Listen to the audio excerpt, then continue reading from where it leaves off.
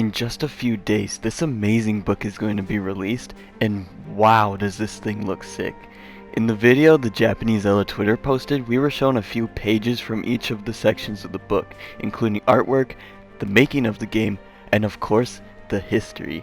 In this video, we will go through every page shown to us to get a big idea of what exactly will be presented in this thing. Also, most of the pages shown have a developer's note in Japanese, but unfortunately I will not be going through them in this video as I personally haven't translated them all yet, and it'll take me a week or two to do that. When I do though, I will post my findings in the community tab on my channel, but without further ado, let us begin.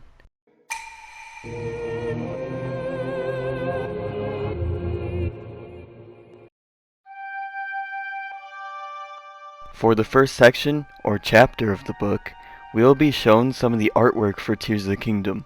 Some examples we are shown in the video include two images of Zelda falling, and Link trying to catch her. On the left, it is based off of the beginning of the game, where Link fails to catch her, evident from what Link and Zelda are wearing. On the right, however, it is the same concept, but it is based on the final catch after defeating the Demon Dragon, aka Dragendorf. What you'll notice is that these images are located on pages 58 and 59. In creating a champion, the last artwork was located on page 55, so it is entirely possible that we will have more artwork presented within this book. Those were the only two images shown for the artwork section, but we were shown quite a bit in the next chapter.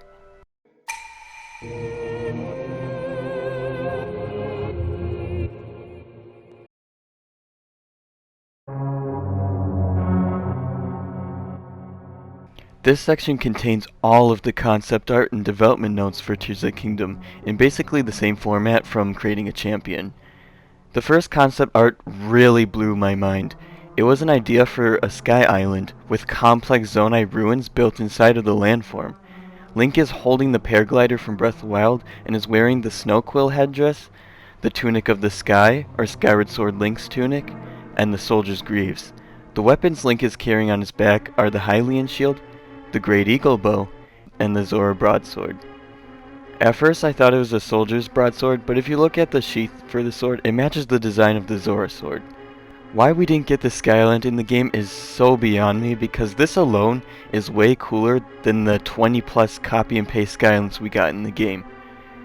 On page 64 and 65, we are shown Link's development section displaying different angles of his character model, and there's even an image of Pora talking to Link, and to the left of her we are shown a little drawing of Link with his hair in a ponytail, which is displayed right above him. On pages 68 and 69, we are shown more diagrams of Link, specifically showing the concepts for his new hand. On the left and bottommost part of the pages, we can see Link's arm as how it looked when he just got infected by the gloom, and how ripped up his tunic got. On the top of the second page, we are shown Link's new arm he got from Rauru, and is displaying showing several colors. These colors represent the patterns of the infection on Link's arm, and where they are located once Link gets Rauru's arm, sort of like a diagram image for us to see. In the top right corner, we see two images of Link holding a torch, and in the picture on the right, Link wields the Master Sword and what I think is the Traveler's Bow. On page 174, we are shown diagrams of the Master Sword, where I believe is the start of the weapons section based on the image at the top here. We see the large broken Master Sword accompanied by a developer's note, which we won't be going through in this video unfortunately. In two other diagrams, we can see a gloom-covered Master Sword, the broken sword, and the Master Sword before it was broken. And we see the transition of the healing process for the blade, which is covered in sacred light for a long time, and once Link takes it again, the light peels off in petals, and we see that the sword is repaired. For the next page shown, it's not clear what page it is on, but I believe we are given a glimpse into the armor section, as we can see pictures of shops with armor sets displayed. In the image shown, we see Link in his iconic champion's tunic and diagrams of the leather plates covering the tunic. On page 72 and 73, we are shown the character models of Princess Zelda and the many ideas the developers had for hairstyles. It seems that from the beginning they were set on changing Zelda's hair, but in my opinion, I think they chose the correct hairstyle out of all of their choices they came up with. On page 108 and 109, we are shown drawings of Rauru and Sonia, showcasing their love for each other. We can even compare the heights of these two with the height of Link and Zelda, which is really cool to see. For the image at the bottom, I believe we are seeing a drawing of Rauru when he proposed to Sonia. But other than that, all I have to say is that I love what these pages show us, sort of a behind the scenes and more details on the king and queen's relationship. On pages 84 and 85, we are shown the Ganondorf models, and I want to point out a cool detail right away. Ganondorf's pose in this small image is so reminiscent of his artwork from all the way back in Ocarina of Time. It's just such a cool detail in my opinion that I had to just point it out real quick. We also get to see the Gerudo designs of his waist cape and jewelry, along with some more images of Ganondorf. Looking at all these images, I feel like this Ganondorf took inspiration from all older Ganondorfs. For example, he has the face of Twilight Princess Ganondorf, the clothing and body like Wind Waker Ganondorf, just more muscular of course, and part of the hair from Ocarina of Time Ganondorf during the child era of the game.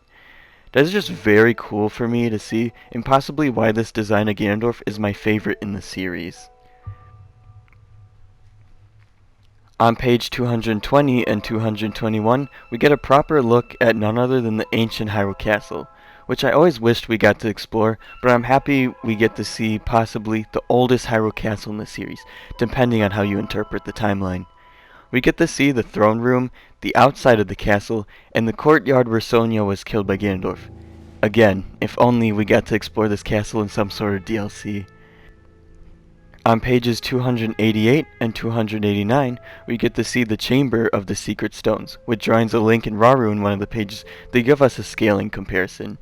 We get to see a few different angles of the room, but my favorite has to be the close-up on a concept idea for the map, where the mini Hyrule Castle displayed on it actually looks more like a pyramid, possibly a reference to the Dark World version of Hyrule Castle in A Link to the Past, the Pyramid of Power. On pages 342 and 343, we get to see something new that we didn't get to see in Creating a Champion. Here, we are shown the storyboards drawn out for the many cutscenes and plots within the game. As someone trying to get into the gaming development industry in the future, this is so cool to see as we don't get to see too much behind the scenes with most games. But the reason I love these books in general is because we get hundreds of pages on all this concept art, developer notes, and now we get to see storyboards themselves. This is just incredible. In the storyboard displayed, we are seeing how the developers planned out the Gerudo Assault cutscene. But if you thought this was the coolest part of the book, wait until you see what's in store for the next section.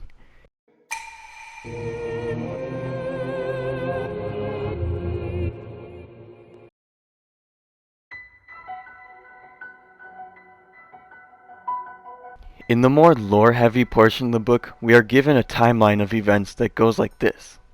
So first, we have the Age of the Gods, which covers all the way from the creation of the world, told in Ocarina of Time, all the way to the founding of Rauru's Hyrule Kingdom. Next is the Era of Myth, explaining the events of the sealing and awakening of numerous calamities throughout the ages, as they were slowly fading into legend. And then the last time period is the present day, which includes the events of the Great Calamity of 100 years ago, the events of Breath of the Wild, and the most recent events in Tears of the Kingdom. In one of the paragraphs here, it even explains that after the war, meaning imprisoning war, faded into myth, the people of Hyrule forgot about the sealing of the Demon King and only remembered as far back as the legend of the Calamity Ganon. The paragraph even states that it won't go into too much detail explaining the story of Ganon, which is understandable being that he was already explained enough in Creating a Champion. And finally, we get to see the beautiful artwork of all of the main characters standing together. All of the characters include Link, Tulin, Sidon, Riju, Yunobo, Minoru and her construct, Raru, Sonia, and Princess Zelda. This is supposed to be very similar to the artwork made for the cover of Creating a Champion, but if I'm being fully honest, this one looks way cooler in my opinion. And that, my friends, is what was all presented within the trailer. I'm sorry that I couldn't do much translating on the developer's notes, as those are one of my favorite parts of these massive books, but if you have translated them, please let me know in the comments down below. Overall, this is going to be a great book that will make me love playing Tears of the Kingdom even more. For those who doubt Tears of the Kingdom's lore, I believe that this book will give us most, if not all of the details regarding some missing information, or just a little bit more background lore that is needed. Will this book provide a brand new, updated Zelda timeline that everyone's thinking about? No. But this book has no need of doing that, and it's not even the purpose of Tears of the Kingdom Master Works. And I'm fine with the timeline we are getting in this book anyway. But thank you so much for watching until the end, and subscribe for more Zelda videos. Also, feel free to become a member of my lair via Discord, as well as follow me on Twitter. Have an awesome rest of your day, and I'll see you on our next adventure.